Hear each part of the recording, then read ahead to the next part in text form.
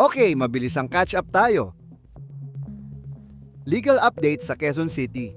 May grave threats complaint laban kay Vice President Sara Duterte na isinampa sa korte. Ang kaso ay kaugnay ng mga pahayag niya tungkol kay President Marcos at kanyang pamilya. Kasama ito sa ongoing impeachment trial ni Duterte at sinisiyasat na rin ng NBI. Balita para sa mga manggagawa sa Metro Manila. Humihiling ang akbayan at ilang labor leaders sa Supreme Court na suriin ang TRO na inilabas ng Pasig Court laban sa 85 wage hike. Ayon sa kanila, labag ito sa labor code na nagsasabing hindi pwedeng pigilan ang wage increase sa ganitong paraan.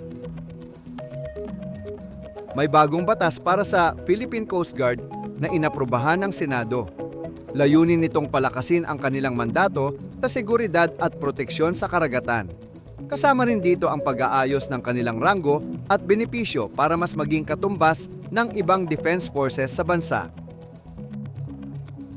Balita sa mga magsasaka, umabot na sa 597.2 milyon ang pinsalang dulot ng mga bagyo at habagat sa agrikultura ayon sa DA. Halos oy tuloy na magsasaka ang apektado sa iba't ibang rehiyon tulad ng Ilocos, Cagayan at Central Luzon. Mahalaga ito dahil malaking bahagi ng pinsala ay sa taniman ng palay, na pangunahing pagkain ng maraming Pilipino. Nakakalungkot na balita mula sa Baguio City.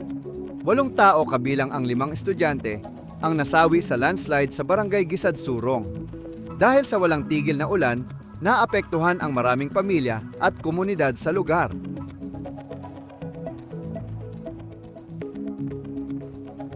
That's your quick catch up. I-follow mo kami sa News Today PH. Ingat!